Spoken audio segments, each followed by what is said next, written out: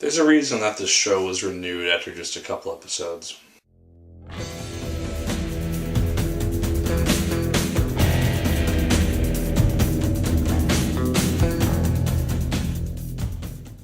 Hello once again, watchers of Good TV. My name is Nick Pell, and this is once again coming from my white room. Now today I'm going to be talking about the first season of Empire. This is a show which debuted in January. It just had season finale tonight.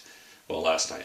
And so I'm going to talk about it. There will be spoilers throughout this review, so just kind of minor ones to start it off, and then I will be tackling the ending very briefly at the end of this video. So just know that going into it. The main star of the show is Terrence Howard. He plays Lucious Lyon, and he is a guy who came from pretty much nothing and built this massive music empire, this huge record company, which has given him fame and fortune, pretty much. He is a musician, and a very good one, and he has used that to kind of build his brand, and this is where we meet him. He is the head of this massive company. Lucious is a character who you hate but you love to root for. It's very interesting how the show is able to create that kind of dynamic with Lucious as a character. He's homophobic, which puts him against his son a lot of times.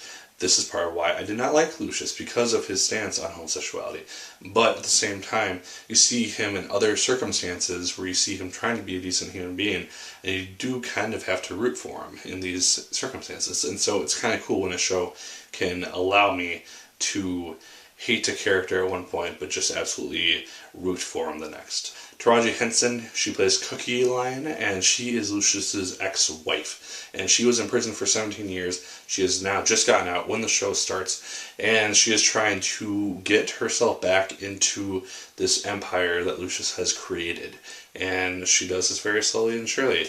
Honestly, I did not like the character of Cookie right away at the start of the season. By the end of it, I found her to be a really interesting character, because you see her motivations and you see her overall good intentions. It's just kind of how she does some things sometimes, which kind of bugs me about her. Brashear Gray, he plays Hakeem, and this is the youngest of Lucious and Cookie's three sons, and he is a rapper. He was another character who I didn't really like that much when the season started out, because he seemed kind of like a punk, didn't really know what he was doing. He was very hot-headed, and it just kind of bugged me in terms of who he was as a character.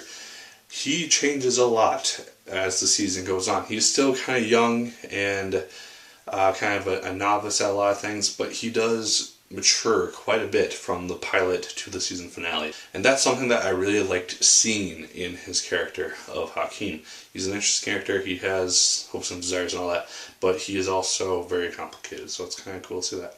Jesse Smollett, he plays Jamal, and he is probably one of my favorite characters on the show. He is gay, for one thing, and so that makes him very interesting as a character, because while this is becoming kind of more of a trend for TV and movies to do, is put gay characters into their shows, I really liked the dynamic that he had with his father, Lucious, throughout the show, because it kind of voiced both sides of this whole issue.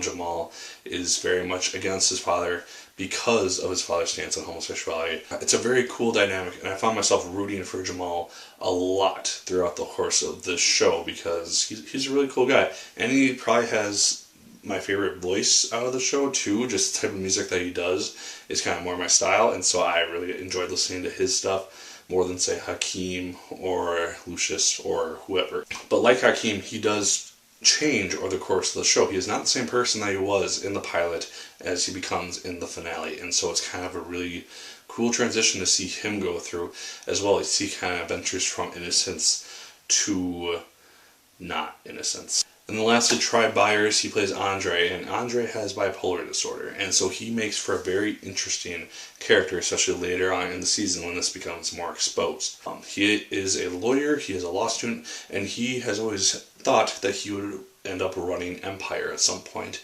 He kind of built his life around that goal, and then it becomes kind of up in the air as to what he will end up doing. And Andre is...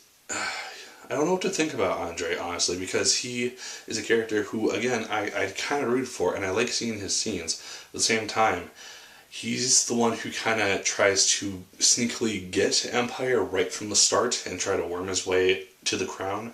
So that made me kind of not like his character as much right from the get-go. And so it's kind of interesting seeing what he went through. There's one episode in particular where Try does a phenomenal job acting, and you see the potential that this guy has in an acting career. It's where his bipolar disorder just kind of is unleashed, and you get to see the full front of it. And I don't know a lot about the disease, but it seemed like this was a fantastic display of what some people do go through who have this disorder. But the real highlight of this show is the music. All the songs are fantastic that the show does. Week by week they have about 3 to 4 songs that they just come up with, and then they release on iTunes, and I have them on the show, and they just sound fantastic as songs, and I really liked seeing that. That was one of my favorite parts of each episode, see what kind of music comes out of each episode. Kind of like with Gallivant, honestly.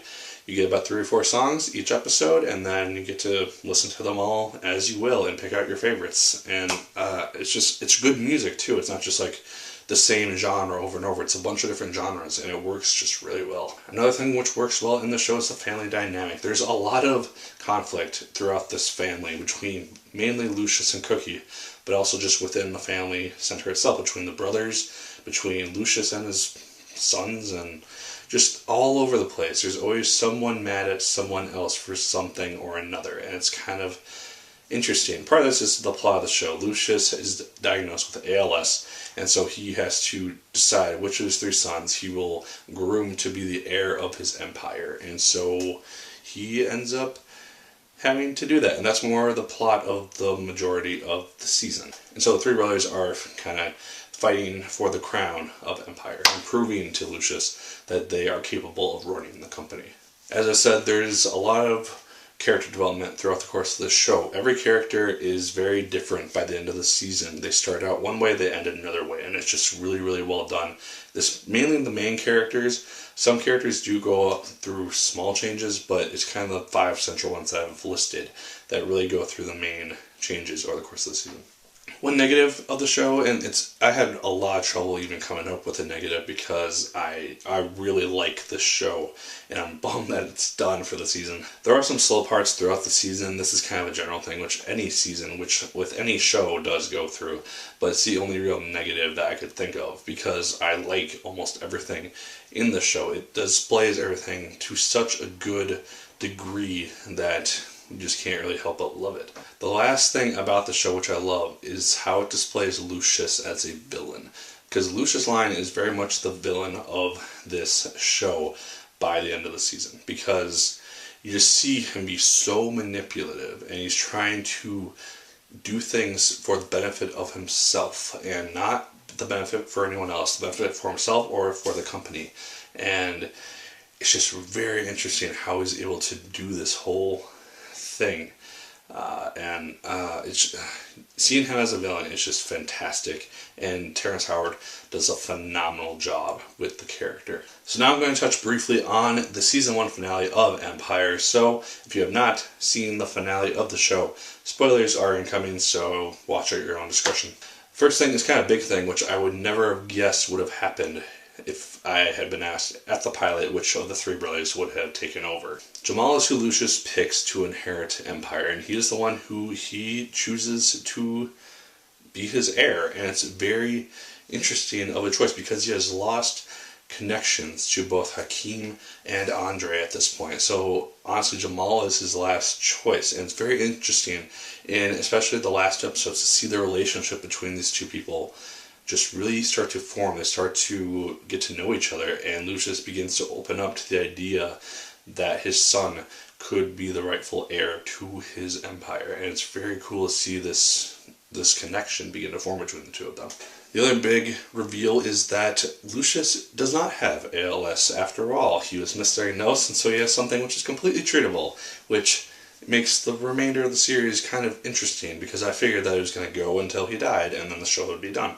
And I don't know how long the show will go now. So I want it to go for a while, but I'd also like to see it kind of have an end point in mind. So that was a very interesting reveal. It was a little bit predictable, maybe, but I hadn't really thought about it. But just kind of after the fact, you think about it, it's like, yeah, he probably wasn't going to be sick the whole time.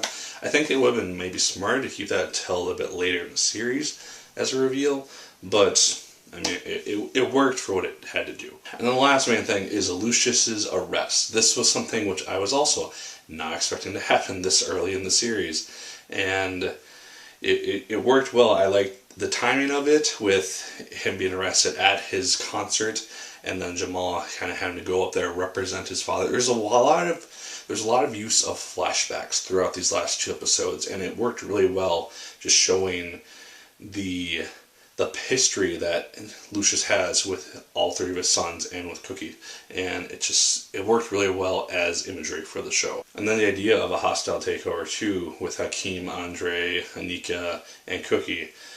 It'll be really interesting to see where this goes. Obviously, Lucious will get out to some degree. He is the star of the show. He is the king of the Empire. Until he dies and we see a body, he's not going to be gone anytime soon. I could see him staying in jail for like the 3 to 4 months until the show comes back, but I don't think he'll be in jail for that terribly long. He'll get out to some degree and he'll be back. So not a huge cliffhanger. I did like how they kind of had his voice overlaying kind of the end events of the season. I think it worked well, and I'm excited to see what they do with season 2. Those are my thoughts, guys, on season 1 of Empire. I absolutely loved it. If you have not seen this show and you're watching to this end point, you have some stuff spoiled, but still watch it. It's phenomenal. The music is fantastic, and I highly recommend it. But that's my opinion. What did you guys think of Empire? Did you like it as much as I did? Did you hate it more than I did? Let me know. Like, favorite, comment, and subscribe. Once again, if you so choose, I appreciate it immensely. And as always, my good people, my name is Nick Pell. And once again, keep on watching.